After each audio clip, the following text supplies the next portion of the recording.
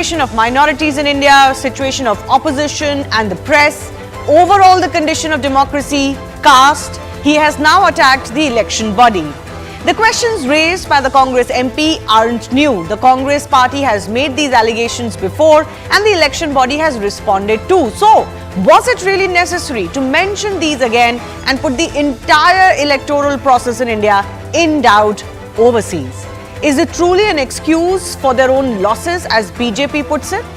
Speaking of the ruling party, the BJP is firefighting its own loose cannons. Party leaders Nishikant Dubey and Dinesh Sharma and others are in line of fire of their own party as well after attacking Indian judiciary like never before.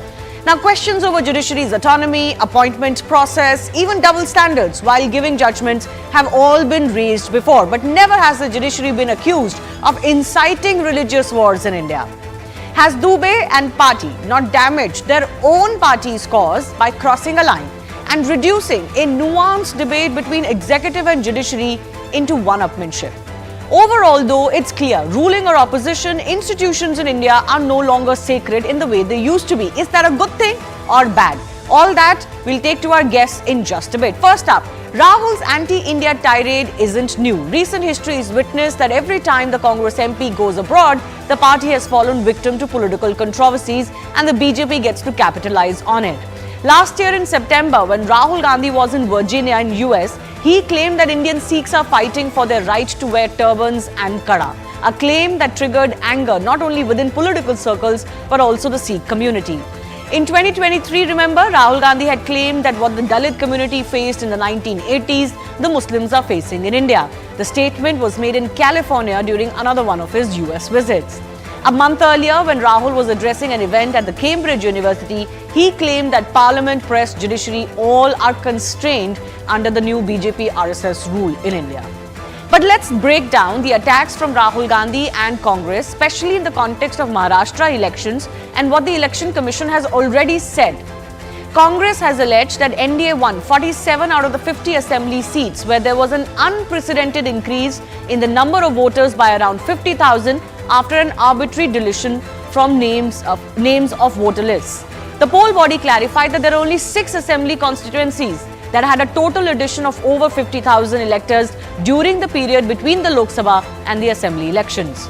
On the charge of arbitrary deletions, the EC has said that on an average 2,779 electors per seat were deleted on account of deaths, shifting of voters and duplicate entries after due process. Congress has charged that 72 lakh voters were added in a short span of time between the two elections, Lok Sabha to Assembly. The Election Commission has already clarified that number of electors added between Lok Sabha and Assembly polls was 48 lakhs plus, while 8 lakhs were deleted, leading to the addition of 48 lakhs plus votes in total. On the charge of abnormal voting post 5 p.m., EC explained that officials collate data through varied mediums and update them on the app. The poll body said it is possible the officials might not get accurate upgraded trends in some cycles that they collect data in, and hence there could be some discrepancies. But they clarified that it was impossible to change actual voter turnout as the statutory form 17C giving details of voters is available to all parties concerned. Rahul also repeated the attack that more adults have voted than the ones living in Maharashtra. The Election Day Commission data shows that 9.7 crore plus are the voters registered for the last elections, out of which 6.4 crores voted in the elections. Before this, as I mentioned, BJP MP Nishikant Dubey quoted controversy by attacking Indian judges in a never-before-seen tone by a sitting MP. Listen in to the reactions as well. Supreme court अपनी सीमा से बाहर जा रहा है। Supreme court की सीमा ये है कि भारत का संविधान जिस कानून को बनाया, उस कानून की उसको व्याख्या करनी है, और यदि वो व्याख्या नहीं कर सकती है और सब कुछ के लिए सुप्रीम कोर्ट जाना है, तो इस संसद का कोई मतलब नहीं है, विधानसभा का कोई मतलब नहीं है, उसको बंद कर देना चाहिए। This is anti-constitutional and clearly attracting the contempt of court activities. I think this cannot be taken as a lightly. One of the serious allegations has been made by a member of parliament against the Chief Justice of India. So the political storm is showing no signs of stopping. From Supreme Court to election body, are all our institutions under a political attack because of political reasons, or are these actual debates that the country is ready for? That's coming up.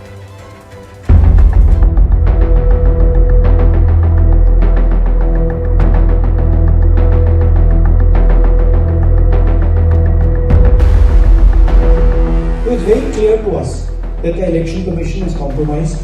It's very clear that there is something very wrong with the system. बार बार चुनाव हारने के बाद उनके ऊपर जो परिणाम हुआ है उसके चलते मुझे लगता है कि इस प्रकार की हरकतें वो कर रहे हैं। दुनिया भर में भारत को बदनाम करने का काम कांग्रेस पार्टी और उनके युवराज करते हैं।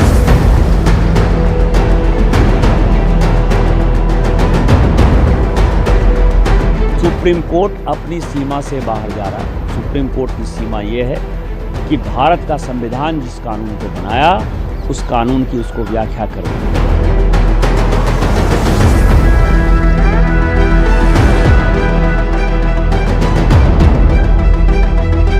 भारतीय जनता पार्टी यदि ईमानदार है तो उसे तत्काल निलंबित कर देना चाहिए, बर्खास्त कर देना चाहिए।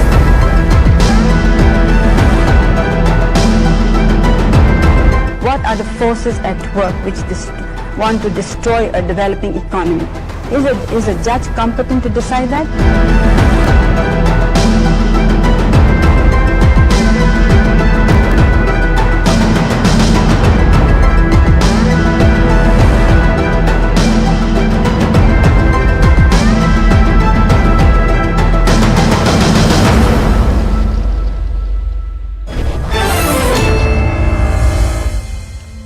Let's go across to our guest joining us. Sulaiman Mohammad Khan is spokesperson of the Congress Party. Rachna Reddy, senior advocate, is joining us. Kailash Adhikari, political analyst, and Sanjeev Srivastav, senior journalist, also with us.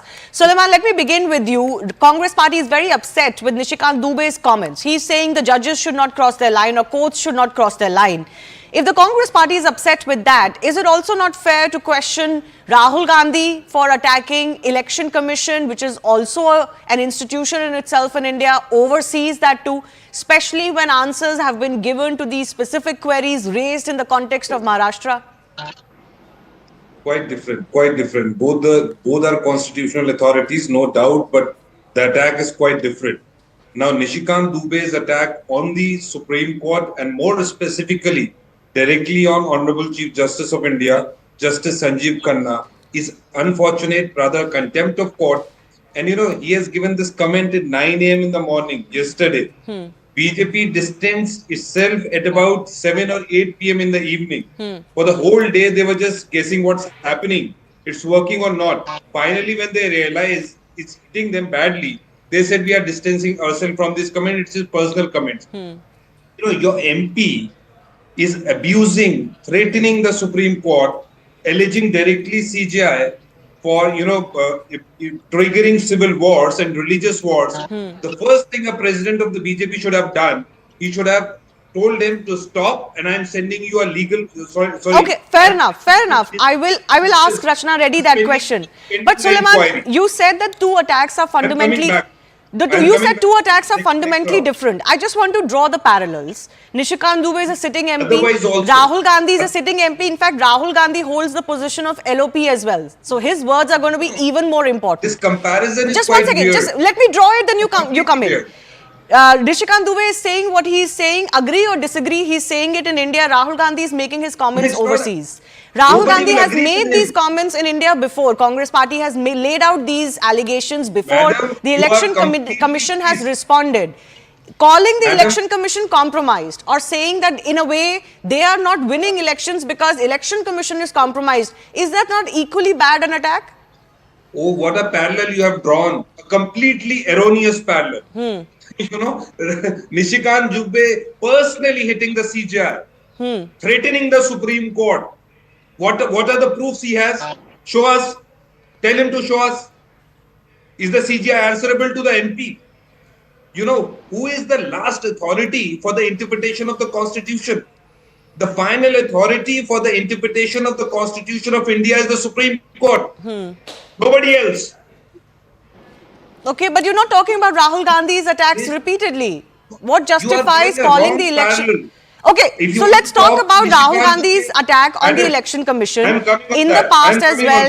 that. You're I'm talking coming about on that. CGI. Even the I'm- chief of the election commission has been I'm attacked coming personally. on that. Yeah. I understood. I'm coming on that. Apart from this, you have seen how Vice President Mr. Dhankar has said the Supreme Court has used Article 142, powers under 142, to do complete justice like a nuclear missile. It's so unfortunate. How can people sitting on high constitutional position talking No, about fair Supreme enough, Court fair decision? enough. But since you're the representative of the Rahul Congress Gandhi, party, the now question I'm goes, Rahul Gandhi. I'm if coming that to is Rahul. wrong, why is it not wrong to call our entire electoral process fraud or compromised overseas?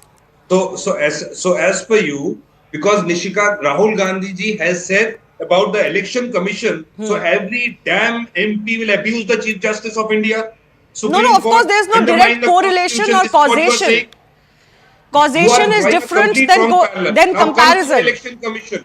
Now come to the election commission. Yeah. What Mr. Rahul Gandhi has not said it for the first time. Exactly. We have so many times you have said that election commission is compromised, and we have shown the data from 2019 to 2024. Maharashtra Assembly election to Lok Sabha election 19 to 24 Lok Sabha election. Maharashtra has an increase of 44 lakh voters from Lok Sabha election 2024 to Assembly election 2024. Yes, and the EC has responded on that. 5 months.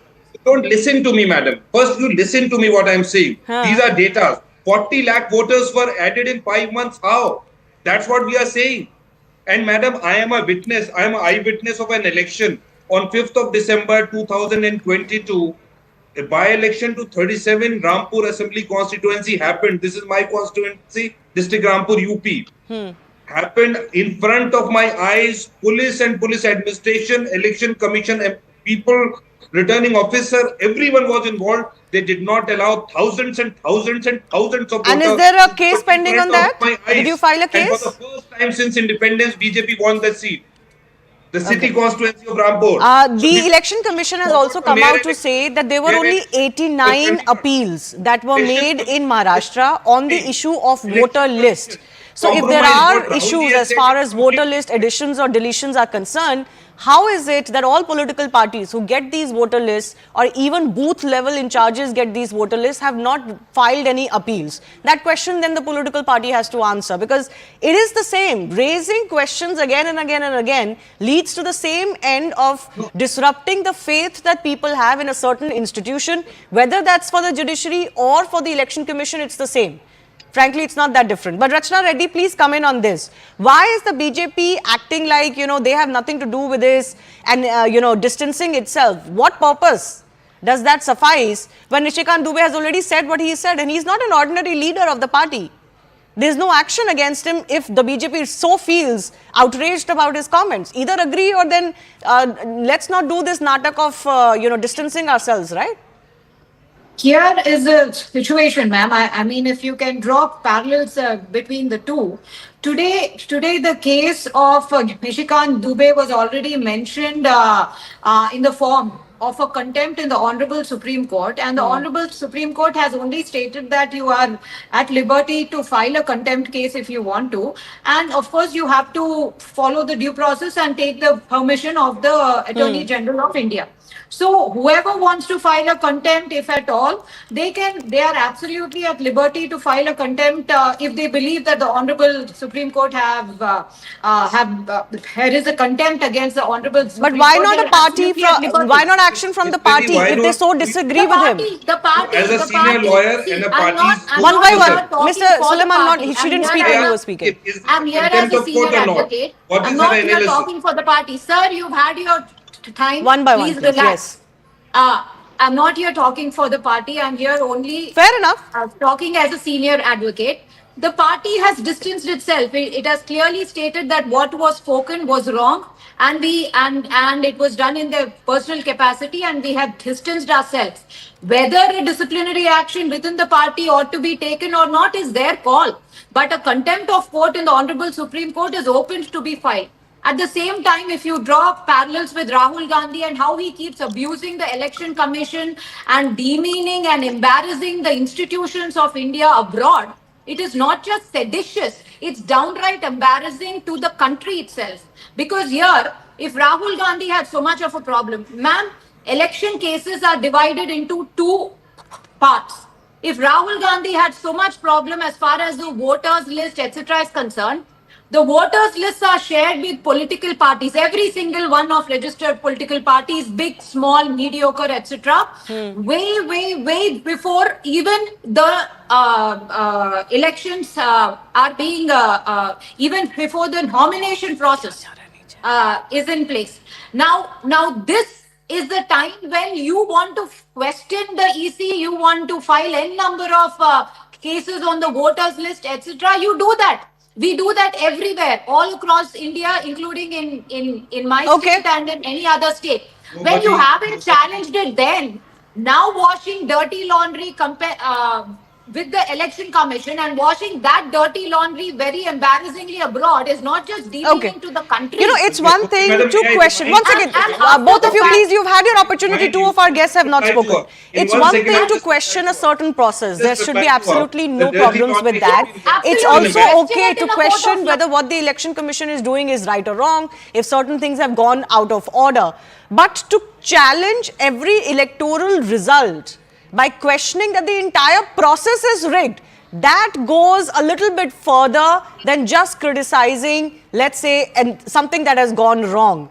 The 40 lakh figure is what the Election Commission says has been added in Maharashtra elector rolls. If you feel this is too large a number, then the Congress party has to present us with historical data to say, oh, this can't be possible. Because the Election Commission is saying, yes, 18 to 22 age group, so many have been added, 22 to so many have been added. Either you have to be able to challenge that or stop asking questions, because then it goes into eroding the function and the faith of the body. But Kailash Adhikari, I want to come to you. You know, there is a saying, to know who rules over you, see who you are not allowed to criticize. At least we are allowed to criticize the Election Commission. Are we to become a nation where you can have no criticism of judiciary at all? That's the larger question. You know, Shivani, as far as the comments by the member of parliament of the Bharatiya Janata Party are concerned, the party president, Shri Narendra ji, has come out in the open and not shied away and has completely said that the party has distanced itself from such comments. And further, he has gone to give an assurance that the Bharatiya Janata Party has told all its members as well as its ministers that such comments won't be tolerated in the future. So I think that's a very clear line and a crystal clear thought that the party has given. Now, as far as, you know, we are concerned about the fact that how Mr. Rahul Gandhi is a repeated offender, and I would use that word with all due respect, is because it's not just this time when he was invited to Boston University, where he's challenging the authenticity of the election commission, which does election of the largest democracy of this world. You know, apart from that, previously also in so many institutes where he has criticized not only the government, not only the various institutions of the government, and he has tried to put the country to shame. We are at such an inflection point, Shivani, where the entire world is recognizing India as a superpower, where we are recognized as the fastest developing economy, where we are recognized where the leadership is so strong, where our leadership is being recognized by all the other various heads of the states, you know. And at that particular point of time, Shri Rahul Gandhi, being a leader of opposition, holding such an important constitutional post, he belittles the country so very miserably that in his failed attempt to target the opposition, they do not understand, they blur the boundaries and they start targeting their own motherland. And secondly, one last point that I'd like to say, in a democracy, you should be happy if more number of voters are being added.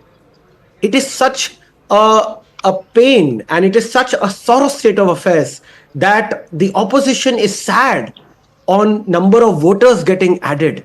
You know, just because you are not able to convince the voters that you are the right choice, you are targeting good point number you of voters. You know, it is a matter of such a rejoice for a democracy if more and more people, like it is a matter of rejoice for the country if more and more taxpayers are added. Yeah. Similarly, if more and more voters are added, you should be happy for that fact. And it is such a sorrow state of affairs that you're sad that number of voters are getting added in such a wide... Suleiman wants to come in here. Mr. Sanjeev, just give me a couple of minutes. I'm coming to you. Yes, Suleiman.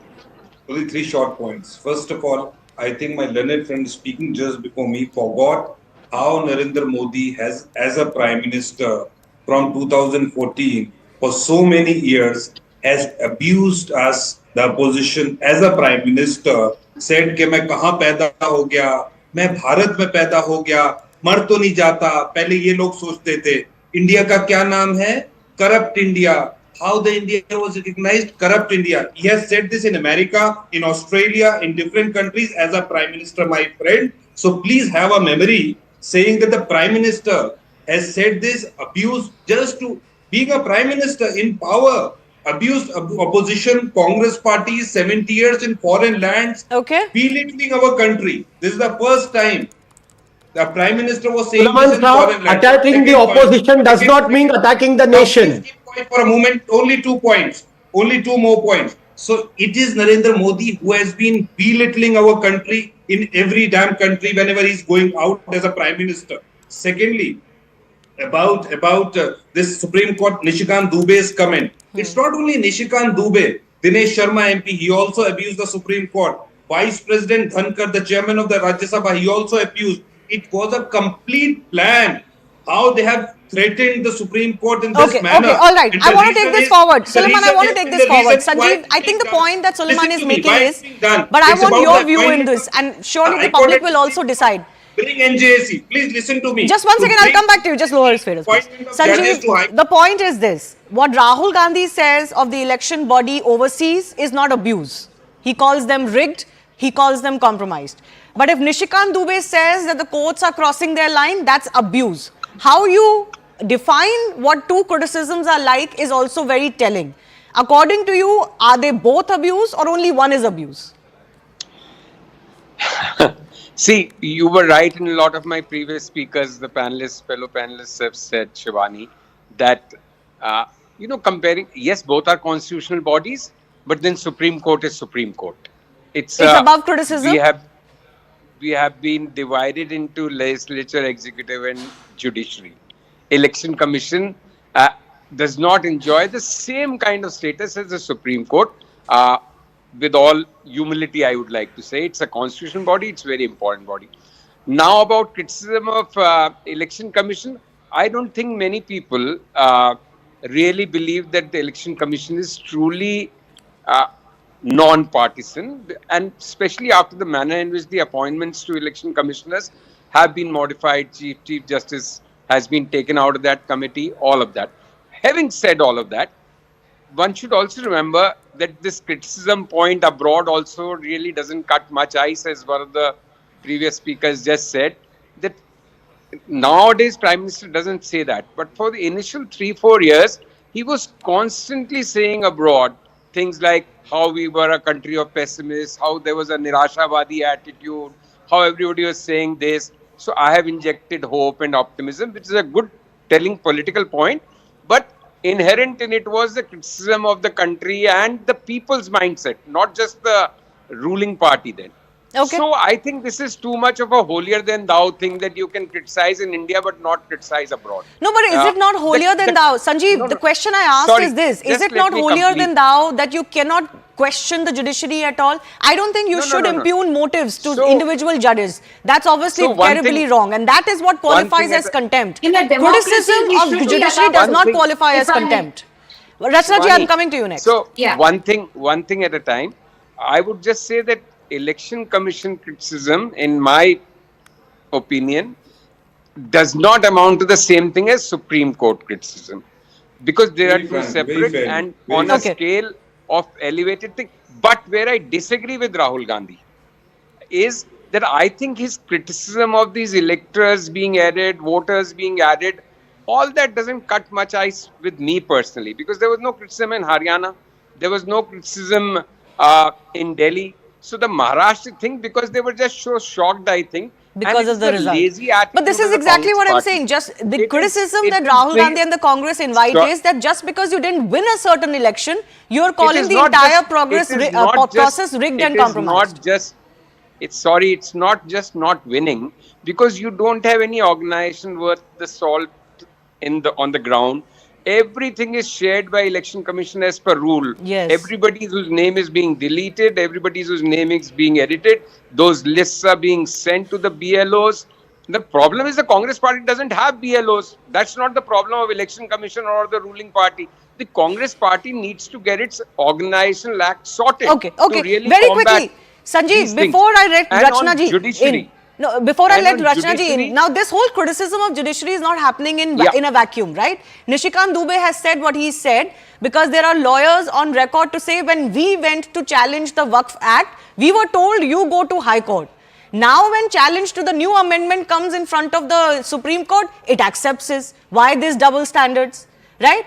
And it has also come, once again, it has also come after Jagdeep Dhankar has also criticized the judiciary for trying to put itself above even the president because of the governor's ruling. Do you feel there is space for a nuanced, constructive criticism of judicial overreach? So I'll pick up from your last point. I don't think Mr. Dubey's criticism was constructive or nuanced. So, well, that should settle the issue. And he is not any ordinary MP. He has often been used as a trial balloon by his party. He's seen as a mouthpiece of the senior-most leaders of the BJP. So the BJP, if it has distanced itself from his remarks, is after due consideration of 12 to 14 hours or whatever Sure, full day, fair enough. that Fair this enough. is not going to cut ice with the public.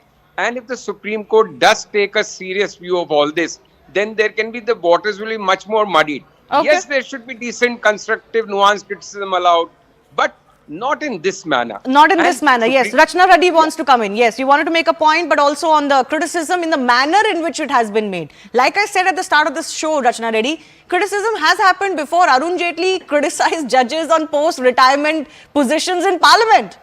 Of course, he had privilege because he said it in Parliament. But these discussions I've had before. It's the manner in which Nishikant Dubey has said what he has said that has irked everybody.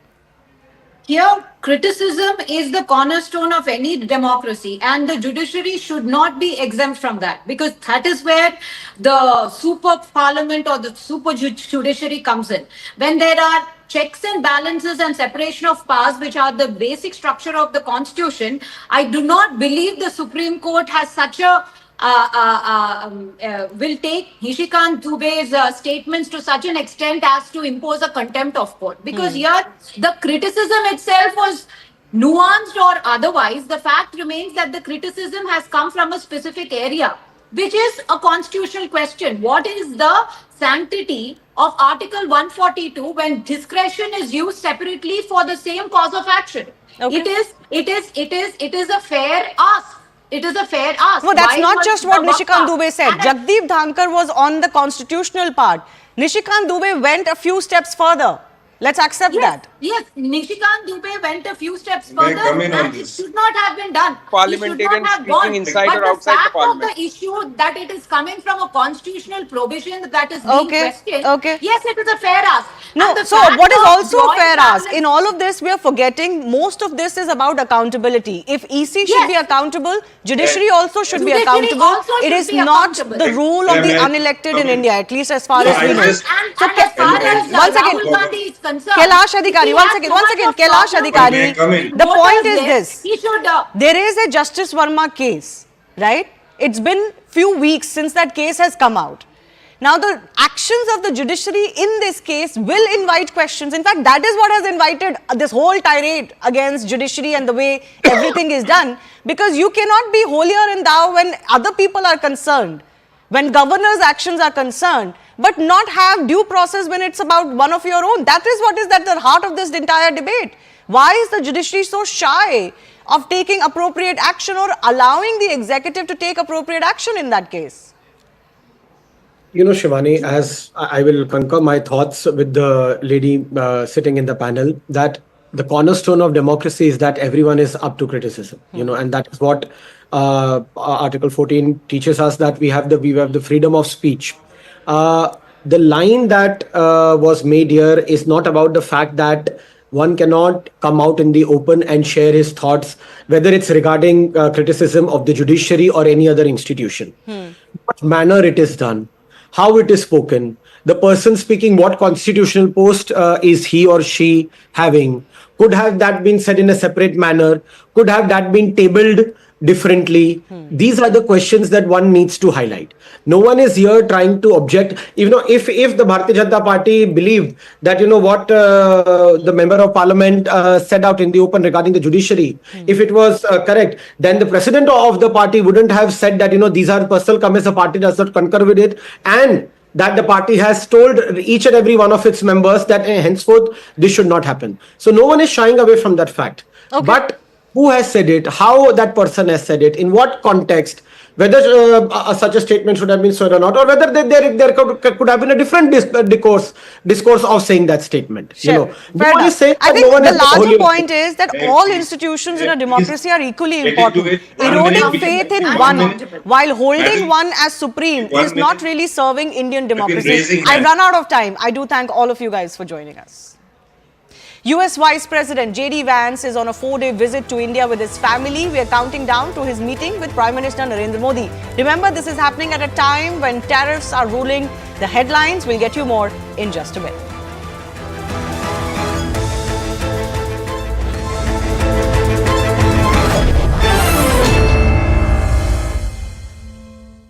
Nahi sir, hum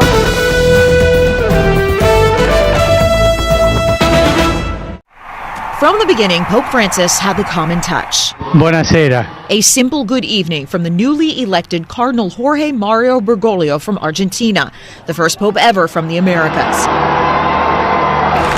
Equally at home with the poor and the powerful, on the lawn of the White House, he made a plea for immigrants. As the son of an immigrant family, I'm happy to be a guest in this country, which was largely built by such families. The Pope focused much of his attention to those on the peripheries, as he called it, the outsiders excluded from society. The hungry, the thirsty, the stranger, the naked, the sick, those in prison. He was not so popular at times inside the Vatican. Backlash from conservatives upset about his liberal approach to church teaching, promised reforms of financial transparency never fully materializing, and the scandal of sex abuse continuing to be the Catholic Church's biggest struggle. He met with victims. He expressed heartfelt sorrow. He expressed resolve to get this right.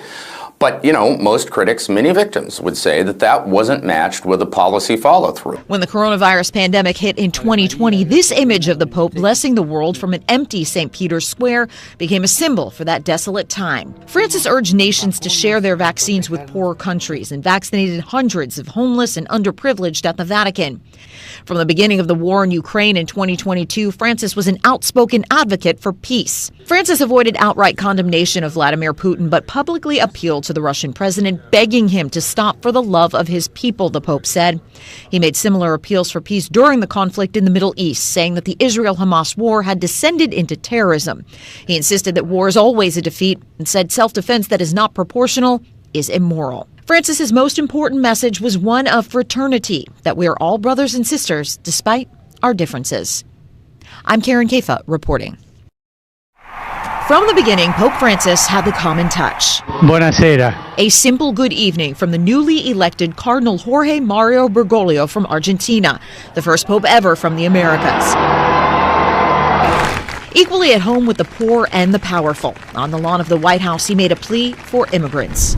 As the son of an immigrant family, I'm happy to be a guest in this country, which was largely built by such families.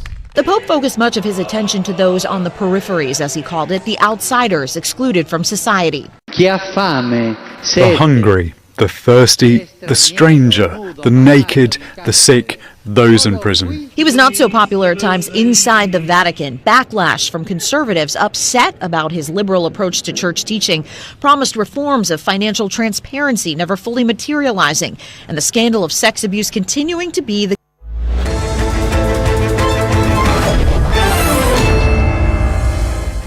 Welcome back. US Vice President JD Vance is set to hold talks with Prime Minister Narendra Modi amid global trade tensions sparked by Washington's tariff policies. The talks are likely to focus on fast-tracking a much-awaited bilateral trade deal between the two countries. His visit, remember, comes as countries across the world are rushing to negotiate a trade deal before US President Donald Trump's 90-day pause on reciprocal tariffs ends on July 9. Vance, of course, is also expected to go on a sightseeing tour of Agra and Jaipur with his family later. With all eyes on this key meeting, will this come as a booster shot amid the ever-raging trade war? That's coming up with special guests.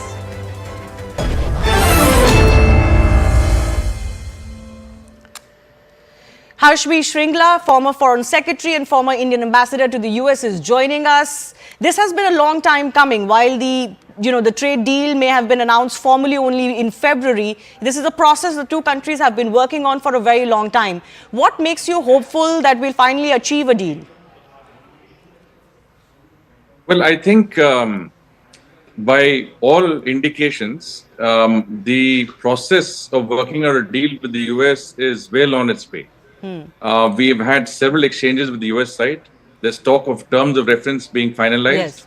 And you also heard External Affairs Minister Dr. Jaishankar saying that within 3 months, we will have, the first part of this US-India, what is called a mutually beneficial, multi-sectoral bilateral trade agreement. So I think we are doing quite well, and there is no doubt that there will have to be a process of give and take. We are also quite aware of the Trump administration's, the importance it attaches to getting what they call a fair and equitable, tariff relationship. And I think both sides will work very hard to secure preferential market access for our two preferred partners, that is India and the United States. But how do you look at India being able to balance its concerns? India played it right, possibly better than most countries, because ahead of the Prime Minister's visit to the US, they already had lowered certain tariffs, and it was a confrontational situation, at least as far as India was concerned, vis-a-vis some other countries. But there are genuine concerns that the Indian market has. How well do you think we'll be able to manage that? Well, there are two sides to it. On the one hand, what you're trying to do is to provide US a preferential access in the areas of imports that we already make from other countries. In other words, as a preferential trade partner, you're giving them access to a market that is already open to other exporters, right? I mean, we import, items from countries all over the world, and your preferential trade or your free trade agreement will give the US better market access. In comparison to the other countries with whom we don't have a free trade agreement. On the other hand, there is a sense that, this is a good time for us to take stock of our own trade policy. We haven't reviewed our trade policy since 1991, the structural adjustments that came at that time. And, 80 years after independence, our industry is far more confident and far more capable of handling competition than we were, say, 50 years ago. And now what we really need to do is look at areas where our tariffs are, above what our industry needs to sort of be protected. And there are many areas, I think, where there is clearly some give. And I think industry is the first to recognize that, there is scope for bringing tariffs down. What is the advantage of bringing the tariffs down? One, of course, is that you enable your economy to be streamlined into the global value chains, which we are not yet fully into. Secondly, of course, that your industry becomes more competitive and efficient and is therefore able to export more to other countries more effectively. And then thirdly, of course, the consumer gets better pricing, and it gets the same product at a more competitive price. So all of these factors are there, and this is, I think, a time for us to look at how we can liberalize our trade policy to be a leading regional and global economic power. So you believe this is coming at a decent time for us, that we're prepared for it, our industries are prepared for it, there are concerns over the agricultural sector, for example, particularly, you feel we are prepared to handle the headwinds, whatever may be the final result of both tariff situation and the trade deal situation? Yes, I mean, there is scope to reduce tariffs in a range of areas, including, goods that we manufacture. But also, you mentioned agriculture. We have to be sensitive to certain areas of agriculture where, small and marginal farmers are involved. But at the same time, there are areas, even in agriculture, where we can, make significant cuts in our import tariffs. One of the areas that I've been seeing, for example, is rice, where we're the largest exporter of rice in the world, and yet our tariffs, import duties and tariffs on rice are 70%. So, we have to really look at the entire gamut of products. Look at alcohol, for example. 150% duty to protect your alcohol industry or IMFL, etc. Is it necessary? I mean, any industry that requires that level of protection is not competitive. True. So I think it is time to review all of this area and to see what is in our best interest. What is the country's best interest? What is in the best interest of the people of India? On the whole, we have to take a very balanced and very, very objective view.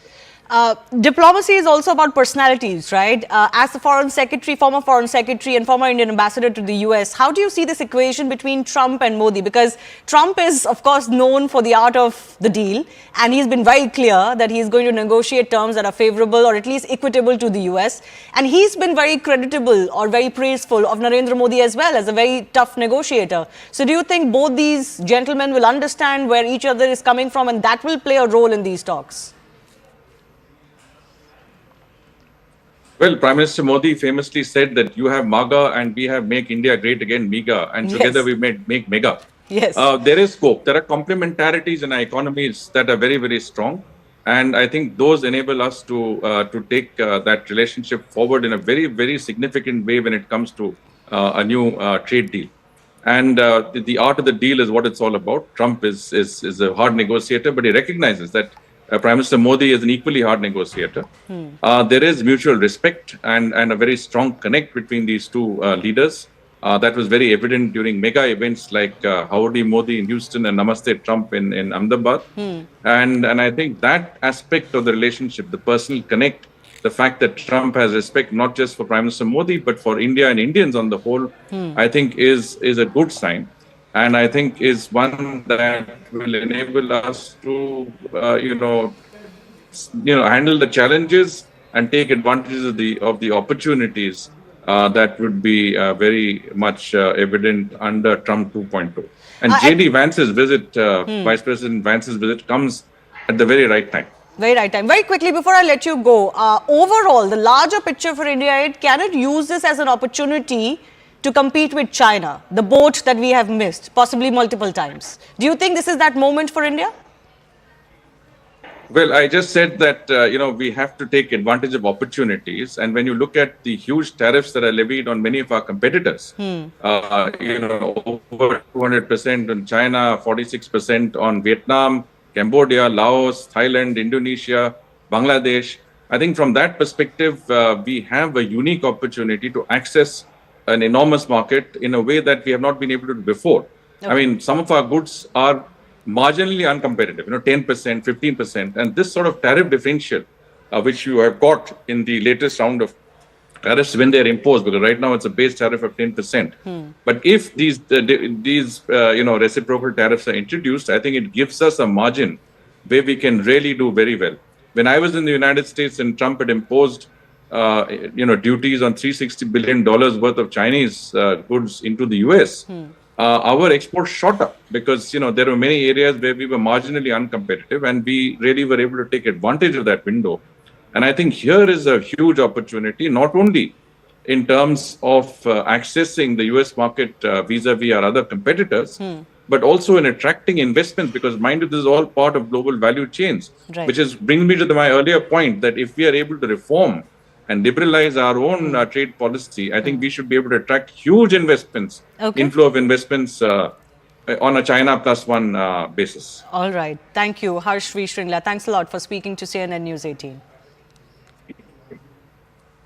I also want to go across to Kevin Liptak, CNN senior White House reporter, joining us for a quick analysis of what JD Vance's visit could mean for India. What do you think would be the larger message, the main message that Vance would be carrying from the Trump administration for Narendra Modi? Yeah, I think Vance is wanting to convey the message from President Trump that he is looking for a deeper relationship with India, a deeper partnership, both on trade, which is, I think, the predominant issue right now, given the president's trade war, the tariffs that he has applied and then pulled back. The U.S. wants to double its trade with India over the next several years. But also when it comes to security, the U.S. for a long time has seen India as a counterweight to China in the region. This is not something that's unique to the Trump administration, really stretching back to the Obama administration. There has been this effort to try and cultivate ties both with Narendra Modi and his predecessors in order to better rely on India as a security partner in the region. And so I think when Vance meets with Modi this evening, that will be a topic of discussion. But really, at the end of the day, this is, for the most part, a personal visit for Vance and his wife, Usha Vance, and their children. They're going to be in New Delhi, but they'll also tour the Taj Mahal. They'll tour the Amber Fort in Rajasthan. So this is kind of a moment for Vance to show himself on the world stage, certainly as the Vice President of the United States, but also as a husband and a father to people with Indian heritage, really trying to embrace that aspect of his role, sort of with the broader point of developing these closer ties between the U.S. and India. Yes, we do speak though under the whole shadow of the entire tariff war. So how important is the sense that the new Trump administration has given about India in its long-term vision in these new trade realities that it is seeking to right? Yeah, and I think there's no question that even though President Trump and Narendra Modi have this very close relationship, we saw that on display in the president's first term, this issue of tariffs and of trade continues to be a massive sticking point. That was on full display when Modi was here at the White House a few months ago. The president calls him tariff king, and he has voiced displeasure about the high rate of tariff that India places, for example, on Harley-Davidson motorcycles. That has been sort of a sticking point in the president's mind for a long time. And so even though he does have this close friendship with Modi, it will be this issue of trade that I think they'll want to discuss in the most depth. They're working on a new bilateral trade agreement in order to try and lower some of these tariffs that the president has threatened. You'll remember he put a 26% tariff on India. Of course, he has now pulled that back as these negotiations continue. But as the president really works around the globe to rewrite trade relationships between the U.S. and some of its partners, I think India is very much high on the list. You've already heard administration officials say that they are in discussions with their Indian counterparts to try and write a new trade agreement. And so you do see the work happening very quickly, but this is certainly a top priority for the president as he looks to reorient the U.S. relationships around the world. Yes, and very quickly, Kevin, before I let you go, would it be fair to say that the U.S. is softening its stance on the whole tariffs issue for its own good, or are they maintaining this is exactly going to plan for them? Well, they say that this is the plan. Of course, you can't deny that it has been governed by a whole lot of chaos. You've heard the president threaten the tariffs, pull back on the tariffs, announce the tariffs, lower the tariffs rates. And in part, that was due to whipsawing markets in the United States, both the stock market and the American bond market, causing a lot of concern among the president's advisors and his economic team. But in their view, that this was all sort of a negotiating tactic to try and get countries to come to the table to strike these new trade deals that they say will benefit the United States. And so it sort of depends on who you're talking to, but I don't think you can deny that this whole tariff regime has been orchestrated with a lot of chaos, and the president and his team still sort of scrambling in this 90-day period that they have set for themselves to write these new trade deals, including with India. Kevin Liptak, thanks a lot for joining us and bringing us more of the perspective from the White House as JD Vance is in India. He's, of course, as you rightly pointed out, more on a personal visit, can be called the son-in-law of India, but he is, of course, meeting the Prime Minister Narendra Modi. We have been told that he has arrived at 7 LKM, Lok Kalyan Marg, which is the residence of the Prime Minister, and we're awaiting some more pictures as far as his meeting is concerned. This is not, of course, a full-fledged talk, but there is a message that JD Vance will be carrying from the Trump administration. The two countries have been embroiled in thrashing out this bilateral trade deal. It's one of the big ones that India has been working on, apart from a few others that India has also been working on as far as some other big trading partners and countries are concerned. So how well can India negotiate this? Are they going to be sitting on the table as equals as much as possible? Will India be able to carve out what it wants from the US? And other than this trade, there are, of course, security concerns. There is the Indo-Pacific region. There is greater military cooperation that the two countries have already talked about. Donald Trump has, of course, strengthened the relationship with India by strengthening the military cooperation between the two countries as well.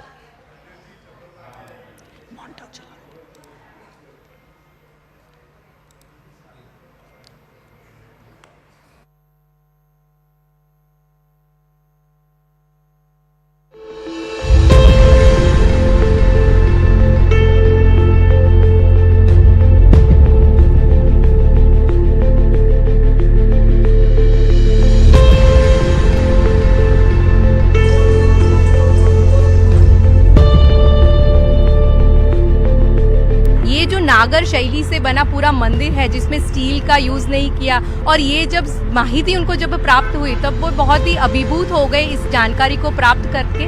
और कहीं ना कहीं देखते हैं ना कि वो उनकी विजिट के दौरान इतना डिटेल में एक एक चीज देख रहे थे कि मानो कि वो उसके अंदर डूब गए हैं। They really like the way the artisans, do the craft and paintings and all that.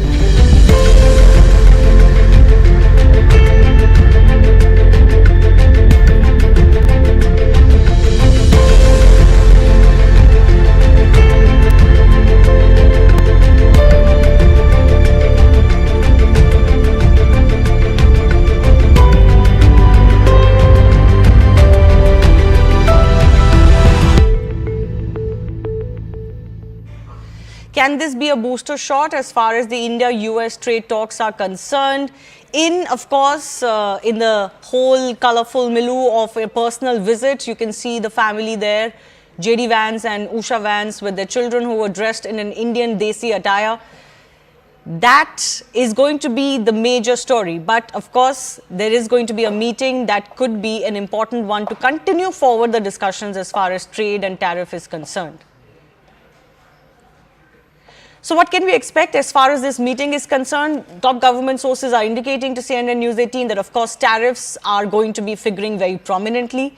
Concerns posed by the farm sector are likely to be discussed as well for the Indian farm sector. Furthermore, discussions over issues pertaining to the Indo-Pacific are also likely. The greater cooperation as far as the two countries is concerned, and Bangladesh could be a topic of discussion as well.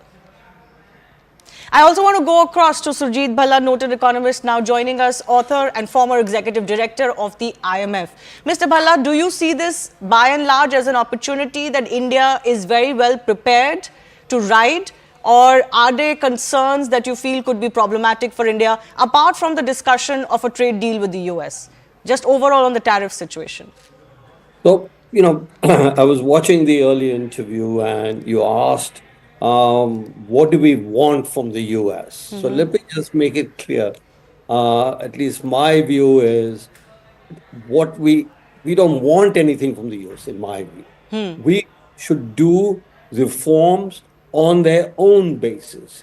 This provides a tariff war in the world, provides us with an opportunity to easily enter the world trading system, which we've been wanting to do for the last 15, 20 years and haven't really entered. So this is an opportunity. It's all up to us. So let's not see, US didn't give us this, US didn't give us that, whatever. It should be very clear what the reforms needed are from our side.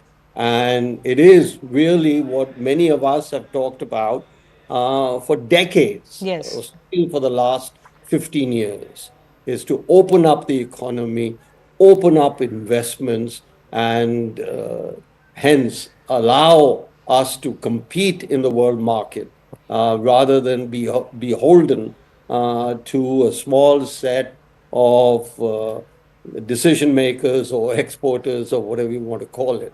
Our manufacturing sector is very weak, and we need to expand that. And it is up to us to make those And decisions. do you feel the government, by and large, has made all the correct moves in that regard, the way they're dealing with the tariff situation, but also have been pretty willing to see where we can take, the lowering of the tariffs from our side and opening up of the economy? Well, I am encouraged, but we'll have to wait and see.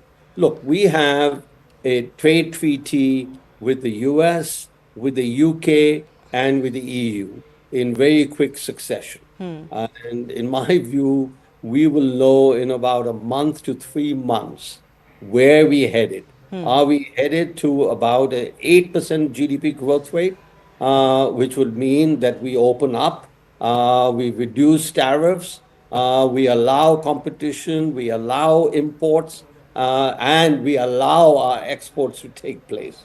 Or we are stuck in the old rut, which in my view, the administration and everybody else is very comfortable with. It's comfortable growing at 6%. But I think it's time that we made a significant move towards an 8% growth, which can only come about if we really open up. Okay. Well, this is the opportunity then. Many are calling it similar to the 1991 opportunity of the opening up and the liberalization of the Indian economy. And now we can step into the next gear with these imposed situation of the tariff war that Donald Trump has initiated with the entire world. Sujit Bala, I do thank you for joining us. Let's wait and see exactly what comes out as far as the meeting between JD Vance and Narendra Modi is concerned, if they're going to make any announcement that could tell us a little bit more. But overall, this is going to be a 3-month process, after which we'll know exactly where we stand. On that note, time for me to take your leave. Thanks a lot for watching Plain Speak. The Right Stand is coming up next.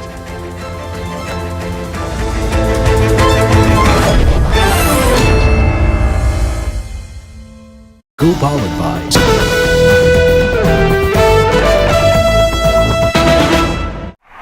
From the beginning, Pope Francis had the common touch. Buonasera. A simple good evening from the newly elected Cardinal Jorge Mario Bergoglio from Argentina, the first pope ever from the Americas.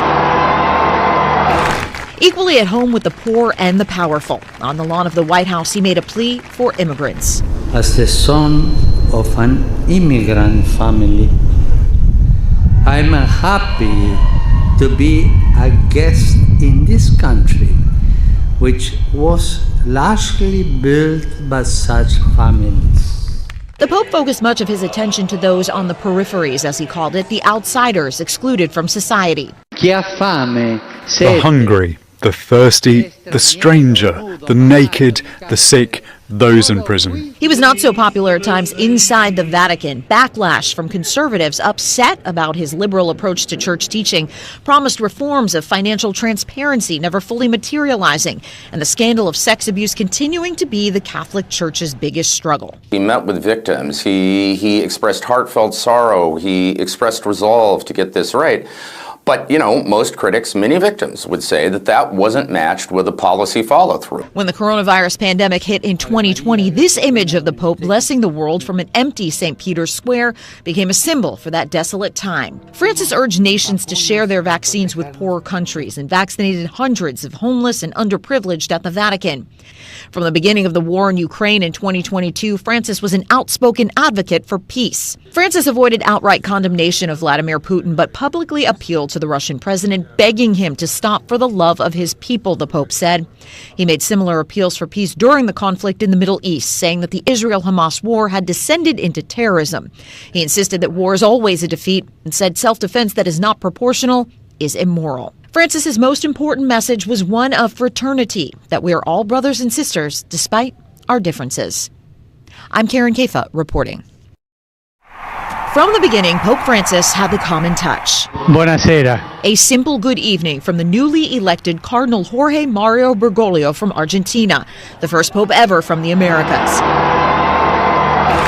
Equally at home with the poor and the powerful. On the lawn of the White House, he made a plea for immigrants. As the son of an immigrant family, I'm happy to be a guest in this country, which was largely built by such families. The Pope focused much of his attention to those on the peripheries, as he called it, the outsiders excluded from society. The hungry, the thirsty, the stranger, the naked, the sick, those in prison. He was not so popular at times inside the Vatican. Backlash from conservatives upset about his liberal approach to church teaching, promised reforms of financial transparency never fully materializing, and the scandal of sex abuse continuing to be the Catholic Church's biggest struggle. He met with victims. He expressed heartfelt.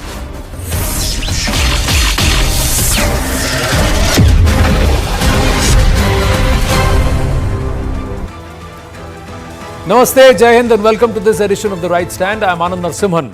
US Vice President JD Vance is in Bharat for a 4-day visit and has reached 7 Lok Kalyan mark for his meeting with Prime Minister Narendra Modi. It's a bilateral conversation where we are expecting the likes of Ambassador Kawatra, Vikram Misri, the Foreign Secretary, the NSA Ajit Doval and of course the External Affairs Minister Dr. Subramaniam Jaishankar to also